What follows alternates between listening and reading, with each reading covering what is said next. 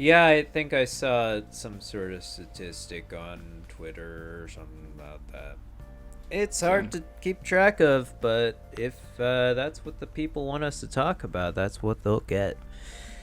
I'm happy. No, I think it is obviously a very poignant, an interesting topic through the lens of a increasingly complicated global pandemic that's affecting one of the largest countries in the world, America, right now, Yvonne?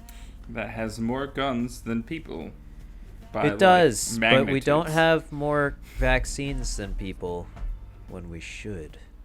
No, and now that the Johnson & Johnson vaccine has been paused, Yeah, that's what um, I also wanted to bring that up. I think it's pretty interesting that that's a thing. it's had a lot of issues. The Johnson & I Johnson. First, know. they had that facility in Baltimore that messed up millions of doses, and now they're looking at it for possible relations to blood clots, Yeah, which this is is. Yeah, sorry. no, go ahead.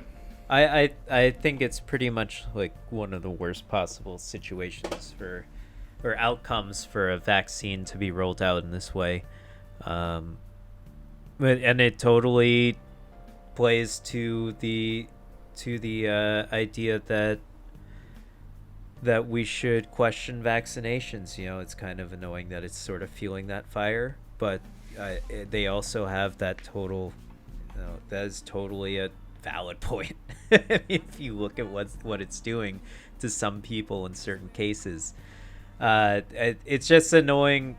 I was even the Moderna vaccine and the Pfizer vaccine that I got the Moderna vaccine. I'm fully vaccinated, but I even an educated man like myself, I was second guessing it for like a week. I was like, man, they're kind of rolling it out pretty fast. I understand that we need it, but like, wow, you guys are just going for it, huh? Yeah, it's one So of those things that like the science is not new, no, it's but it 10 years is old, not. decades old. Sorry, not 10 years old. But mRNA vaccines are new. No, they're the research behind mRNA vaccines is actually not very new.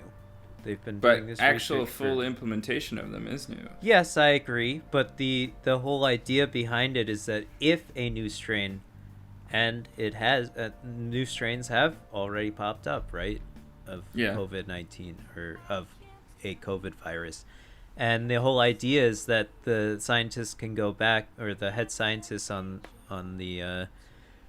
the whole vaccine project can go back to the lab and just make a new vaccine, and they can roll it out within the same time period as they did this one. So the whole idea would be that it would be potentially like how we treat the flu every year. Um, we roll out flu vaccines every single year, and we don't even question that shit, But right? flu vaccines are mRNA.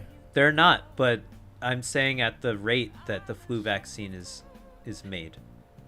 So the Yeah, but isn't the flu vaccine made on like ancient technology? yes, It's it is. the adenovirus No, but the version of point it. is, yeah. So it is exactly. It's the flu vaccines are typically the ones that are like we inject a certain amount of the protein that the flu is, and your body builds up an immune system, and like that's how people understand vaccines to work.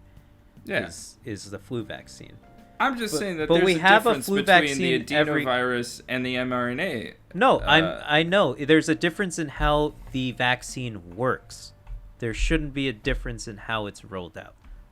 Is what I'm saying. The idea is that they would be able to go back into the lab, reverse engineer an mRNA sequence, um, and turn it into a vaccine and mass produce it right. because the underlying science is there, and that's the whole idea. So if a new strain shows up, and I believe there likely will be one. I think we're going to be dealing with COVID for a long time. but I think we're going to be able to slowly get it under control because of the science behind the mRNA vaccines, and how they're able to produce them.